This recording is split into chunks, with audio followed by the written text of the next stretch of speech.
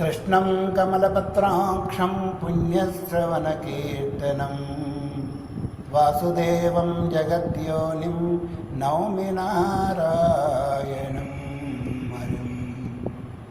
మనం శంకర భగవత్పాదులు రచించిన శ్రీ సద్గురు పాదుకాస్తవాన్ని శ్రవణం చేస్తున్నాము. మొదటి శ్లోకములో ఇంతవరకు 14 విశేషణాలను మనము విచారించాం.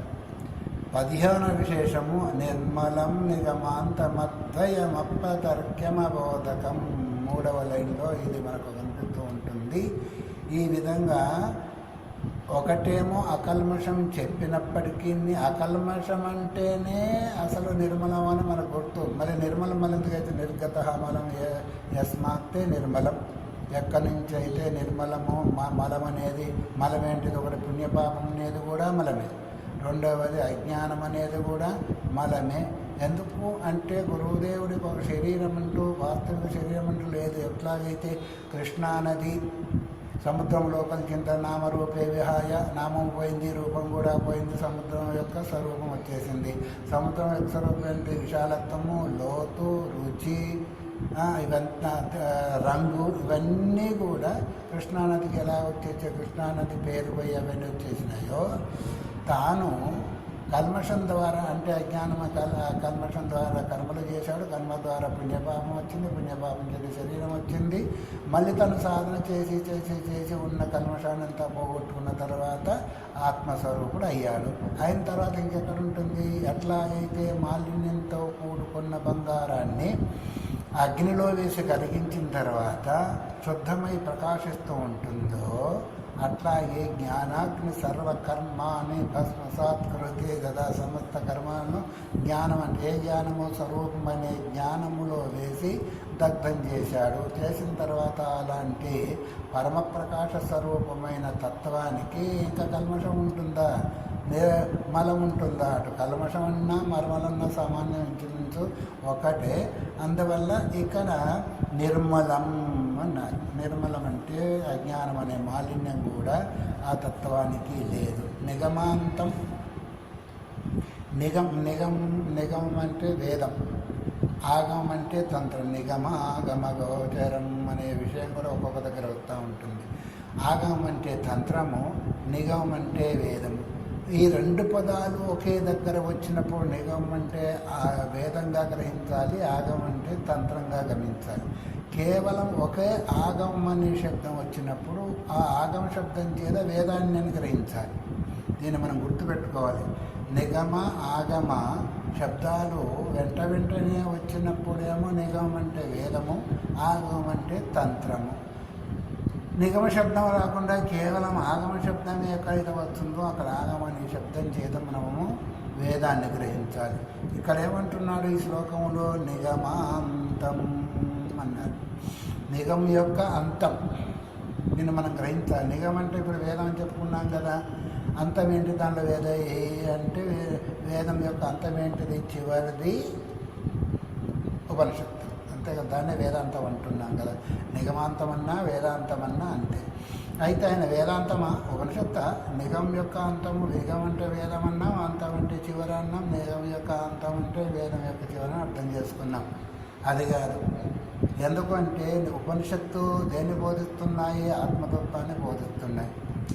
వేదము త్రికాండాత్మకమైనప్పటికీ, కర్మకాండ, ఉపాసనకాండ, జ్ఞానకాండ అయినప్పటికీ ఉపనిషత్తులు సామాన్యంగా ఎక్కువ ఆత్మతత్వాన్నే బోధించాయి. అంటే యోగము, కర్మ, భక్తిని బోధించినప్పటికీ చివరిది ఏ ఉపనిషత్తులో పోయినప్పటికీ అద్వైతత్వంలోనే సమాప్తి చేసినాయి సామాన్యంగా ఉపనిషత్తులన్నీ కూడా. ఈ మధ్యలో 108 ఉపనిషత్తులు పారాయణ చేయడం జరిగింది. దానిలో గ్రహించిన విషయం ఏంటంటే ఇదే. సమర్థం చెప్పి చెప్పి, ఉపాసన చెప్పి చెప్పి, భక్తి చెప్పి చెప్పి చివరికి దాని యొక్క స్వరూపం ఓంకారము, ఓంకారం ద్వారా ప్రతిపాదించేది ఏదైతుందో పరమాత్మ అనే విషయాన్ని చెప్పబడింది. అందువల్ల ఇక నిగమాంతం అంటే నిగం యొక్క వేదం యొక్క అంతం ఉపనిషత్తు కాదు. ఉపనిషత్తు ఏ తత్వాన్ని బోధి ఓమిత్యేకాక్షరం బ్రహ్మ వ్యాహరన్ మామనుస్మరం చెప్పినట్టుగా ఓం అనేది, ఓంకారం అనేది వేదై అంతే నీత బ్రహ్మపదవాచ స వేదాంత, అదే నిగమాంతం. వేదాంతం అంటే ఉపనిషత్తులన్నీ కూడా చెప్పి ఏ బ్రహ్మపదాన్ని అయితే నిర్ధారణ చేసి నిష్కృష్టంగా చెప్పినాయో అదే నిగమాంతము, వేదాంతం. అందుకొరకు వేదం యొక్క చివరి వేదాంతము, ఆ వేదాంతము బ్రహ్మమును గురించి చెప్పి చివరికి మహావాక్యాలను చెప్పి ఆ మహావాక్యాల ద్వారా ఏకత్వాన్ని బోధించి ఆ ఏకత్వమే గురుతత్వము, ఏకత్వమే పరమాత్మతత్వాన్ని బోధించినప్పుడు నిగమాంతం అంటే వేదాంతాల ద్వారా నిర్ధారింపబడిన తత్వం ఏదైతే ఉందో అది నిగమాంతం. దాని యొక్క స్వరూపము గురుదేవుడు అని మనం గ్రహించాలి. ఎందుకంటే గురుతత్వము, ఆత్మతత్వము, గురుతత్వము రెండు ఒకటే కాబట్టి ఆ గురువు యొక్క స్వరూపము వేదాంతాల ద్వారా నిర్ణయింపబడిన ఆ పరమ ప్రకాశము, ఆ పరతత్వం ఏదైతే ఉందో అదే గురు స్వరూపం అని బోధించేదానికి నిగమాంతం అన్నారు. నిగమాంతం ఏదే ఉంది కానీ అది ఒకటా రెండా అది మళ్ళీ మనకు ఎందుకంటే మనం బుద్ధిమంతులం కదా, చాలా బుద్ధిమంతులం. ఏదన్నా వచ్చి కొంచెం సందు దొరికింది అంటే ఎదురు ప్రశ్న వేసేసి అడ్డ ప్రశ్న కూర్చో చేస్తూ ఉంటాం. మరి అటువంటిది నిగమాంతం అన్నావు కదా, వేదం ద్వారా బోధించేది అన్నావు కదా, వేదం ద్వారా బోధించేది ఒకటా రెండా అని వస్తుంది కాబట్టి అద్వయం, దాన్నే అద్వైతం. నా విద్యతే ద్వైతం యత్ స అద్వైతం అని వ్యాఖ్యానం కూడా పెద్దవాళ్ళు చేస్తున్నారు. ఎందుకంటే ఏకమై, నిత్యమై, సత్యమై, సర్వాంతర్యామై, సర్వగతమై, సర్వాధారమై, సర్వాధిష్టానమై ఉన్న తత్వం ఒకటి అన్నారు. కానీ కొంతమంది ఏమని వ్యాఖ్యానం చేస్తున్నా ద్వైతం అద్వైతం రెండవది పని కానీ కింద పరిస్థితి సంసారం తత్వవ్యాఖ్యాన కల్పితమని పంచదశలో ఒక మాట వస్తుంది. ఏది అద్వైతము అని ఒకటే ఉంది అంటే తత్వైవ అజ్ఞాన కల్పితం, కింద పరిస్థితి సంసారం పంచదశి కాడు అంటాడు. తత్వైవ తత్వైవ అంటే ఆత్మతత్వమందే, ఆత్మాధిష్టానమందే అజ్ఞాన కల్పితం, మాయా కల్పిత దేశకాల కరణ వైచిత్ర చిత్రీకృతం. ఇవన్నీ మనకు కనిపిస్తూనే ఉన్నాయి. అందుకొరకు అద్వయం అంటే ఒకటే అంటే దానికి సమానమైంది ఇంకొకటి లేదు, దానికి మించింది లేదు, దానికి సమానమైంది లేదు. అది అద్వయము.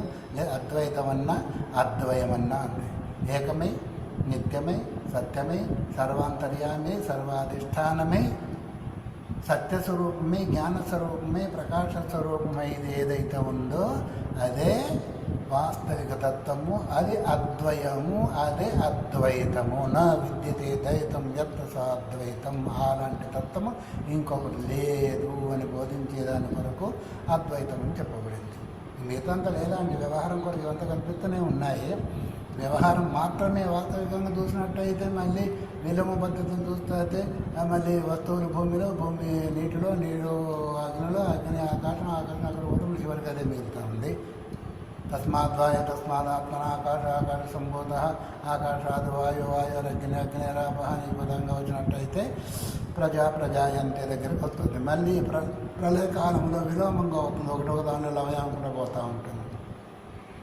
అందుకొరకు ఇలాంటి తత్వం రెండవది లేదన్నారే కానీ వ్యావహారిక ప్రపంచం వ్యవహారం ఉన్నంత వరకు ఉండనే ఉంటుంది. ఎంతవరకు ఉంటుంది? జాగ్రత్త ప్రపంచంలోనూ ఉన్న వ్యవహారం జరిగింది, పడుకున్న తర్వాత స్వప్నం వచ్చేసింది, ఈ వ్యవహారం అక్కడ ఉందా, అక్కడ వేరే వ్యవహారం. ఇక్కడ నుంచి పోయిన తర్వాత మళ్ళీ ఎక్కడ ఉన్నావు, సుషుప్తిలో ఉన్నావు. ఈ రెండు వ్యవహారాలు, జాగ్రత్త వ్యవహారం లేదు, స్వప్న వ్యవహారం లేదు. ఒకటేమో వస్తు వ్యవహారము, ఒకటేమో సంస్కార వ్యవహారము. జాగ్రత్త ఏమో వస్తు వ్యవహారము, స్వప్నమేమో సంస్కార వ్యవహారము. ఇవి రెండు కలిసి ఏవైతే ఉన్నాయో సుషుప్తిలో లేదు. అందుకొరకు ఈ విధంగా ఒకప్పుడుండి ఒకప్పుడు లేకుండా ఉండేది సత్యస్వరూపం కాదు. ఒకసారి భావన కలిగి ఒకసారి భావన లేకుండా అది సత్యస్వరూపము కాదు. కానీ తత్వము వ్యవహారం ఉన్నా లేకున్నా సత్యస్వరూపమైన ఆత్మతత్వం ఉంటుంది కాబట్టి అది అద్వయం అన్నారు. దాంతో సమానమైన వస్తువు ఇంకొకటి లేదు. దాన్ని అద్వయమన్నా అద్వైతమన్నా ఒకటే అర్థం సామాన్యంగా. కానీ లౌకిక ప్రపంచాన్ని వ్యవహారం ఉన్నంత వరకు ఎవరు కాదనలేరు, ఒకటి జరుగుతుంది కాబట్టి. కాకపోతే స్వప్న దృష్టి చేత ఇది అసత్యము, సుషుప్తి జాతి చేత అదే అదృష్టము, ఆత్మదృష్టి చేత ఈ మూడు కూడా అసత్యమేను. ఇక్కడ జాగ్రత్త స్వప్న సుషుప్త్యాది ప్రపంచం యత్ ప్రకాశతే తద్ బ్రహ్మాహమితి జ్ఞాత్వా సర్వబంధే బ్రహ్మోచ్యతే కైవల్యం. జాగ్రత్త ప్రపంచము, స్వప్న ప్రపంచము, సుషుప్త ప్రపంచము దేని ద్వారా ప్రకాశిస్తున్నాయో, దేని ద్వారా అనుభవానికి వస్తున్నావో అదే బ్రహ్మస్వరూపము, అదే నేను అని గ్రహించగలగాలి సాధకుడైన వాడు. మాటల్లో గ్రహిస్తాము, కానీ అనుభవానికి వచ్చే వారికి ఏదైతే ఉందో మనస్సు కల్మషంతో కూడుకుంది కాబట్టి అది పూర్తిగా నిర్ధారణ కానివ్వదు. అందుకనకే అద్వయం సరే అప్రతర్క్యం అన్నారు. అప్రతర్క్యం అంటే తర్కానికి తర్క్యతాం మాకు తర్క్యతాం, కొన్ని మనం తర్కం ద్వారా అది ప్రత్యక్షాదుల ద్వారా నిర్ధారణ కాకపోతే తర్కం ద్వారా నిర్ధారణ చేస్తాం. ఎట్లాగా అల్లంత దూరంలో పొగ కనిపిస్తూ ఉంది, అక్కడ మనకు అగ్ని కనిపించలేదు, చాలా దూరంలో ఉంది. అక్కడ పొగ ఉంది కాబట్టి అగ్ని కూడా ఉంటుంది. ఎలా గ్రహించావు అంటే, ఒకప్పుడు మన ఇంట్లో పొయ్యి మంట వేసినప్పుడు ఇంటి పైకి పొగ వచ్చింది కాబట్టి ఎంటలపై ఏదో పొగ వస్తుంది అని పిల్లవాడు లోపై చూస్తే అగ్ని ఉంది, పైన చూస్తే పొగ ఉంది. ఓహో, ఎక్కడెక్కడ మరి పొగ ఉంటుందో అక్కడక్కడ అగ్ని కూడా ఉంటుంది అని గ్రహించాడు. అట్లాగే దీన్ని ఏమన్నారు, ప్రత్యక్షం ద్వారా ఒకదాన్ని చూసి ఒకదాన్ని గ్రహించము, అది అనుమాన ప్రమాణమని మనకు నైయాయికులు దాన్ని గొప్పగా భావిస్తూ ఉంటారు. దాన్ని తర్కం ద్వారా కూడా గ్రహించేదాన్ని తర్క్యం అంటారు. అందుకో శృతిమత తర్కోనుసంధీయతాం, తర్కం చేయవలసిందే.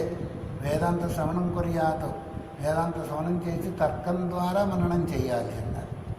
తర్క్యతాం మాకు తర్క్యతాం, తర్కం చేయి కనుక తర్కం మాత్రం పనికిరాదు. కొంతమంది ఎదుటివాడిని నోరు మూయించాలని కుతర్కం చేస్తున్నారు. ఉన్నదొకటైతే ఇంకో రకంగా దాన్ని బయట పెట్టి దాన్ని అటు పెట్టి ఇటు పెట్టి వాడిని నోరు మూయించాలని చూస్తే ఇది కుతర్కం.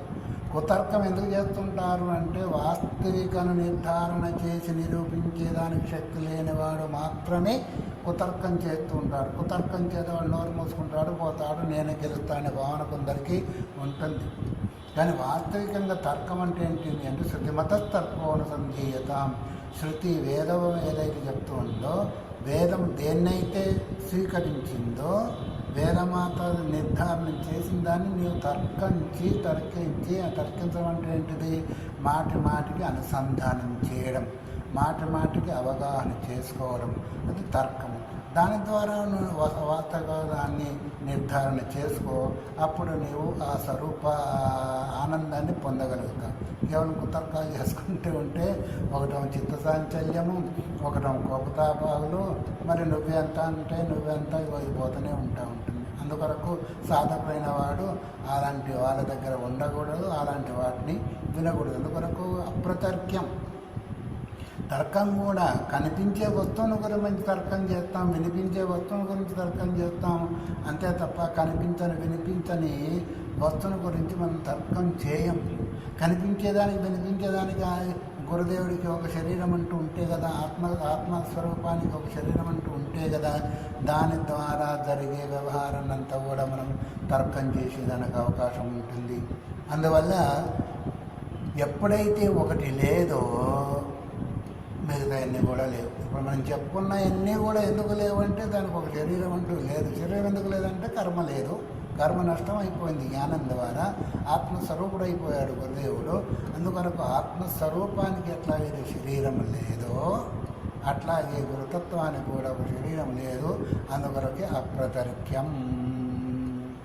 అప్రతర్క్యం సరే, దాన్ని మనం ఎట్లాగన్నా మరి గ్రహించగలుగుతామంటే అబోధకం అన్నారు.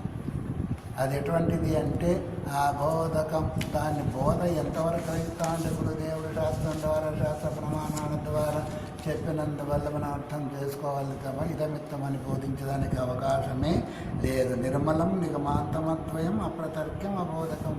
మూడవ పాదం చివరి పదం అది. మూడవ పాదం చివరి పాదంలో అబోధకం. బోధకము అంటే ఒక బోధ ద్వారా, ఒక వాక్యం ద్వారా బోధిస్తే బోధపడేది బోధకం. అబోధకం అంటే ఇదమిత్తమని బోధించేదానికి అవకాశం లేదు. మనము ఎన్ని విచారించినప్పటికీ, తర్కం చేసినప్పటికీ దాన్ని మనము పరోక్ష రూపంలో అనుభవిస్తున్నామే తప్ప అపరోక్ష రూపంలో ఎప్పుడైతే అపరోక్ష రూపంలో తాను అనుభవానికి వస్తుందో తదాకారం అవుతుంది. చెప్పేవాడెవడు, చెప్పబడేది ఏంటిది, చెప్పడం ఏంటిది. త్రిపుడి అనేది అక్కడ లేనే లేదు. ఇంకా బోధ ఎక్కడ జరుగుతుంది? గురువు లేడు, శిష్యుడు లేదు, వేదము లేదు. ఇక్కడ త్రిపుడు అనేది అంటే, మూడు అనేది అంటే బోధకం ఉంటుంది.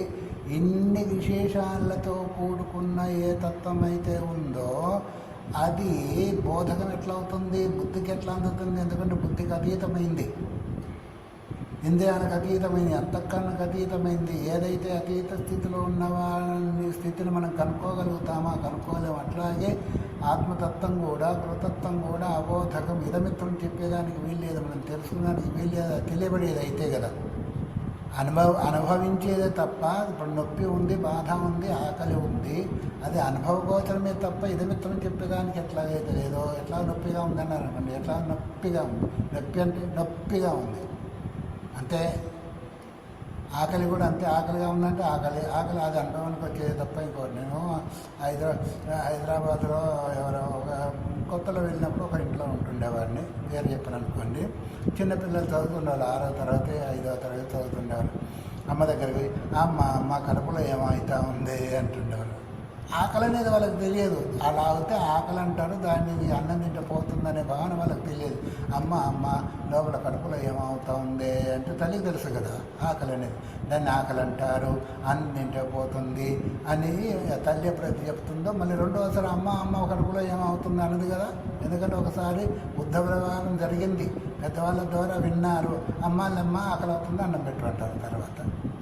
అట్లాగే వ్యవహారములో ఏ బోధ అయితే ఉందో పరమార్థములో ఎతికించి అవగాహన కొరకే తప్ప అది బోధింపబడేది కాదు, బోధకు అందేది కూడా కాదు. జీవుడు సాధన చేస్తూ గురుదేవుడు ఎట్లాగైతే తదాకారాకార వృత్తి చేత తదాకారమైపోయాడో బోధన శ్రవణం చేసేవాడు కూడా ఆ విధంగా శ్రవణం చేసినప్పుడు మాత్రమే ఆ బోధ ఆయనకు అంతుపడుతుంది. అందుకొరకే అబోధ బుధ అవగమనే ధాతు చేత బోధ అంటే అవగమనం అంటే ఏంటిది? తెలుసుకోవడం.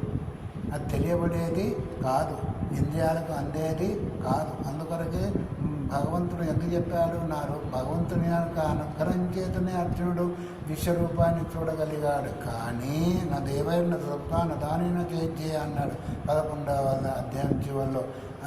దానం చేత కానీ ఇంకో దాని చేత యజ్ఞాల చేత కానీ ఈ రూపాన్ని ఎవరు దర్శించలేరు. ఎందుకు అంటే భగవంతుని అనుగ్రహం కావాలి, భగవంతుని అనుగ్రహించ. అట్లాగే ఆత్మస్వరూప జ్ఞానం తెలిసిన వాడు గురుతత్వము గురువు యొక్క అనుగ్రహం ఉంటేనే మనము దీన్ని ఏది అనుభూతిని చెందగలుగుతాం, తదాకారం కాగలుగుతాం. అంతకంటే మించిన విషయం ఇంకొకటి లేదు. ఈ విధంగా మొదటి శ్లోకం ద్వారా 19 విశేషణాలను గ్రహించాం.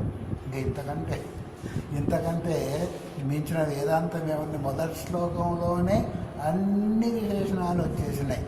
ఇంకా ముందు పోయే శ్లోకాలు ఏవైతే ఉన్నాయో దీన్ని కొంచెం గుర్తు చేస్తూ దాని విశ్లేషణ రూపంలో మనకు కనిపిస్తాయి తప్ప దీనికంటే మించిన ఆత్మతత్వం ఇంకొకటి లేదు.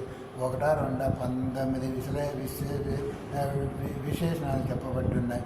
అందుకొరకు ఇలాంటి విశేషణాలతో కూడుకున్న ప్రాతరేవ హి మానసాంతర్ భావయేద్గురు పాదుకాం. ప్రాతకాలంలో లేచి గురుతత్వం ఇటువంటి దీయని భావన చేయి. ఇప్పుడు అర్థమైందా? గురుతత్వం అంటే అంత తొందరగా అంతపట్టేది కాదు. గురుని నరుడనరాదు. గురుడు అంటే ఆయన మనిషే కదా అని కొంతమంది ఎగతాళి చేస్తూ ఉంటాడు. నీకు మనిషి రూపంలో కనిపించవచ్చు, కాళ్ళు ముక్కలు నీ మాత్రం తినవచ్చు, వినొచ్చు చలివితగా. ఎందుకంటే లేశ ప్రారంభం ఉంది కాబట్టి శరీరం మనకు కనిపిస్తుంది. కాలిన తాడు ఒక మనిషిని కట్టేస్తుందా? కాలిన తాడు కూడా తాడు మాత్రమే కనిపిస్తుంది. కానీ ఆ తాడు ఎట్లా అయితే రెండో వస్తువును కట్టివేయలేదో లేశ ప్రారంభం చేత చూచేవాడికి గురువు గారికి కూడా గురువు అంటే మనం ఏం చెప్పుకున్నాము? రూపాయి పావులకు గురువు కాదు, ఉల్లిపాయ గురువు కాదు. శ్రోత్ర బ్రహ్మనిష్ఠుడై తదాకారాకార వృత్తితో తదాకారమైన గురువుని గురించి మనం చెప్పి మిగతా గురువులందరూ వదిలిపెట్టేసేయండి. మీరు వదిలిపెట్టేసేసి ఇలాంటి గురుతత్వం ఏదైతే ఉందో ఇన్ని విశేషాలతో కూడుకుంది కాబట్టి దాన్ని మనం భావించాలి.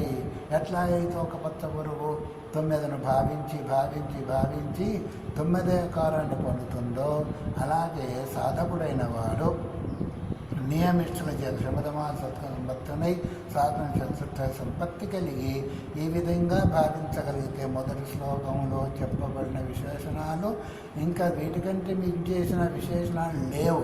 కాకపోతే ఏంటంటే ముందు మిగతా శ్లోకాలన్నీ కూడా వీటిని సరళీకృతం చేసి శ్రవణం చేసేవారికి బోధ కలిగేదాని కొరకు మాత్రమే చెప్తూ ఉంటాయి. కాబట్టి ఇలాంటి విశేషణాలు కలిగిన గురుదేవుణ్ణి భావయేదు ప్రాతరేవ. ప్రాతరేవ అంటే పొద్దున్నే లేవగానే రసం కూర్చో, లేవగానే ఊరికే కొందరు టీ పెట్టుకుని తాగేవాళ్ళు, కాఫీ పెట్టుకుని తాగేవాళ్ళు కొంతమంది ఉంటారు, టీవీ పెట్టుకునే వాళ్ళు కొంతమంది ఉంటారు, రకరకాల వాళ్ళు ఉంటారు. ఒక 5-10 నిమిషాలు కూర్చొని కంటు మూసుకొని ఈ విధంగా భావన చేయలేవా? ఏమంత తొందర లేదు. బాత్రూమ్ వగర వెళ్ళి రావాల్సి ఉంటే వెళ్ళొచ్చి కూర్చో, ఒక 5 నిమిషాలు 10 నిమిషాలు కూర్చొని అలా కూర్చో కళ్ళు మూసుకొని అలా భావన చేస్తూ ఉంటే దానిలో వచ్చే మాత్రం ఎట్లా అయితే కొబ్బరిని నవ్వులుతూ ఉంటే దానిలో ఒక రకమైన స్వారస్యం ఎలా వస్తూ ఉంటుందో అట్లా ఈ తత్వాన్ని ఈ విశేషణాలలో ఏ ఒక్కటి గురించి మనం విచారించినప్పటికీ భావన చేసినప్పటికీ మన మనస్సు పవిత్రమవుతుంది. ఎందుకంటే ఎన్ని రకాల 19 రకాలైన విశేషణాలు ఉన్నాయి. దానిలో భావేదు ప్రాతరేవ మానసాంతర భావేరు గురుపారకమని కొన్ని విషయాలు అదే అన్నింటిలో వస్తాయనుకోండి. అందుకొరకు కొంచెమైనా మనం దాన్ని ఆస్వాదించాలంటే, తెలుసుకోవాలంటే, అనుభవించాలి అంటే ప్రాతకాలానికి మించిన నిశ్శబ్దమైన పవిత్రమైన సమయము ఇంకొకటి లేదు. సాయంత్రం 4 గంటల నుంచి 8 గంటల వరకు అది కూడా బ్రహ్మముహూర్తం అయినప్పటికీ ప్రాపంచిక వ్యవహార సంబంధమైన సంకల్పాదులంతా కూడా మనస్సు మీదకి వస్తాయి. కాబట్టి అప్పుడు అంత ప్రశాంతంగా ఉండదు. ప్రాతకాలంలో ఉన్న ప్రశాంతత మనస్సుకి సాయంకాలం ఉండదు. ఇక మధ్యాహ్నం సరే అందువరకు పొద్దున్నే లేచి ఈ విధంగా స్మరణ చేయాలనే కారణం ఏంటి అంటే ఇది ఎంతవరకు మనము ప్రథమ శ్లోకాల్లో ఉన్న విషయాలని గురుతత్వానికి సంబంధించి ఆత్మతత్వానికి సంబంధించి ఒకటి అని చెప్పుకుంటూ అది నా బుద్ధికి ఎంత తోచిందో అంతే అందించగలిగాను. సరే మిగతా గొప్ప వాళ్ళు ఉంటే చెప్పేవాళ్ళు చెప్పొచ్చు. ఇంతవరకైనా మీరు గ్రహించగలిగితే మనం కూడా పవిత్రమవుతామని చెప్పి ఇప్పుడు 2వ శ్లోకంలోకి మనం ప్రవేశిద్దాం. నాద బిందు కళాత్మకం దశనాద భేద వినోదకం మంత్రరాజ విరాజితం నిజమండలాంతర్భాసితం పంచవర్ణమఖండమద్భుతమాదికారణమచ్యుతం ప్రాతరేవ హి మానసాంతర్భావయేద్ గురుపాదుకా. ఇంకా కొంచెం లోపలికి పోతున్నారు. సాధకుడైన వాడికి ఏమేమి అనుభవాలు వస్తాయో ఈ శ్లోకం ద్వారా మనకు గుర్తు చేస్తున్నారు. నాద బిందు కళాత్మకం. నాద రూపము, బిందు రూపము, కళారూపం. దశనాద భేద వినోదకం. 10 రకాలైన నాదాలతో వినోదాన్ని పొందేవాడు. మంత్రరాజ విరాజితం నిజమండలాంతర్భాసితం పంచవర్ణం అఖండం అద్భుతం ఆదికారణం అచ్యుతం. ఇన్ని విశేషాలతో కూడుకుంది ఈ శ్లోకం. సరే, నాదము ఉంది. నాదం అంటే శబ్దం. నాదబిందు కళాత్మకం అన్నారు కదా ఈ శ్లోకం ప్రారంభంలో. మొదలు శబ్ద సృష్టి జరిగింది. సృష్టి సమయంలో అంటే ప్రళయాంత సృష్టి, ఆది సృష్టి కాదు. ఆది సృష్టి అనేది అసలు లేనే లేదు. ప్రళయాంతర సృష్టిలో ప్రారంభంలో ఏంది అంటే నాదము కలిగింది. భూ ఇది వ్యాహరత్ భువమస్రువత్. మొదటి శబ్ద సృష్టి తర్వాత వస్తు సృష్టి. భూ అని వ్యవహారం చేశారు, తర్వాత భూమిని సృష్టించాడు. అంటే శబ్దము ఏంటిది? శబ్దగుణకం ఆకాశం. ఆకాశం ఏదైతే ఉందో శబ్దగుణకం. ఈ నాదం ఏదైతే ఉందో మనకు ఏది 4 రకాలు కనిపిస్తుంది, 3 రకాలుగా. ఏది? పరా, పశ్యంతి, మధ్యమ, వైఖరి అని 4 రకాలు ఈ శబ్దం. ఒకటి పరాశబ్దము, పశ్యంతి శబ్దము, మధ్యమ శబ్దము, వైఖరి శబ్దము. ఈ విధంగా 4 రకాలైన శబ్దాలు మనలో గోచరిస్తూ ఉంటాయి. ఇప్పుడు మనం మాట్లాడుకునే వ్యవహారం చేసేదంతా వైఖరి వాక్ అంటారు కదా. ఇవి మిగతా 3 అన్నీ కూడా అస్పష్టమైన శబ్దాలు. భేరీనాదం ఉంది, శంఖనాదం ఉంది, వగరంతా కూడా దానిలో ఒక భావన మనకు కల్పించదు. తర్వాత ఇవి కూడా మొట్టమొదటి ఏం చేస్తాయంటే చైతన్యంలో మాయా ప్రభావం చేత చలనం కలుగుతుంది. చలనం కలిగినంత పరాపక్షంతి, మధ్యమ, వైఖరి 4 రకాలైన బాహ్య శబ్దం ఏర్పడుతుంది. అది అదే చలనం కలగనంత వరకు నిశ్శబ్దంగానే ఉంటుంది. నిశ్శబ్దం ఈ తత్, అశబ్దం ఈ తత్, అది శబ్దరహితమైంది అని బ్రహ్మసూత్రాల్లో కూడా ఒక సూత్రం మనకు కనిపిస్తూ ఉంటుంది.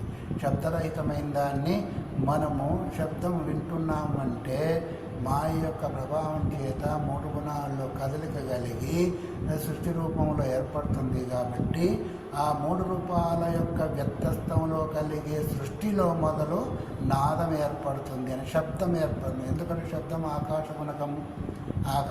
తస్మాత్ ఆకాశ సంభూత అని మనం చెప్పుకుంటున్నాము. దాని నుంచి ఆకాశము మొదలైంది అని. ఆకాశం శబ్దం గుణం ఏంటిది? శబ్దము. అందువల్ల అదే నాదం అన్నారు. అది 4 రకాలుగా ఏర్పడింది. అది ఏంటిది? పరాపక్షంతి, మధ్యమ, వైఖరి అని. ఈ మొదటి 3 ఏమో స్పష్టంగా ఉండవు, అస్పష్టంగా ఉంటాయి. తర్వాత వైఖరి ఏదైతే ఉందో అది బాహ్య శబ్దంగా ఏర్పడుతుంది. అందువల్ల ప్రతి వ్యక్తిలో కూడా మూలాధారం నుంచి బయలుదేరి మానుపూర చక్రం వరకు పరానాదం అనబడుతుంది. పరాపక్షంతి అనుకున్నాం కదా. మూలాధారం నుంచి మణిపూరం వరకు పరానాథము ఉంటుంది. తర్వాత మణిపూర చక్రంలో గుర్తించబడి పశ్యంతి నాదం అవుతుంది. అదే ఆ తర్వాత అక్కడి నుంచి అనాహత చక్రం వరకు వచ్చింది, ప్రయాణించి మధ్యగా వచ్చినందువల్ల ఏమవుతుందంటే మధ్యమ అవుతుంది. అక్కడి నుంచి ముఖం నుంచి బయటికి ఎప్పుడైతే వస్తుందో అదే వైఖరి శబ్దము అన్నారు. ఈ విధంగా మణిపూర్ అది ఏంటిది? మూలాధారం నుంచి బయలుదేరిన ఆ శబ్దమే బయటకు వచ్చే వరకు ఒక్కొక్క రకంలో మార్పు చెందు చివరికి వచ్చి వైఖరిగా వస్తూ ఉంటుంది. దాన్నే వైఖరి వాక్ అంటూ ఉంటారు. అందుకొరకు ఈ విధంగా వైఖరి శబ్దం ఏర్పడి ఇవిగాక యోగులైన వరకు కేవలం కుంభ ప్రాణాయామాలు చేస్తూ ఉన్నప్పుడు కూడా నాదాలు వేరువేరుగా వినపడుతూ ఉంటాయి. దాన్ని మళ్ళీ విందాము. హరి ఓం తత్సత్.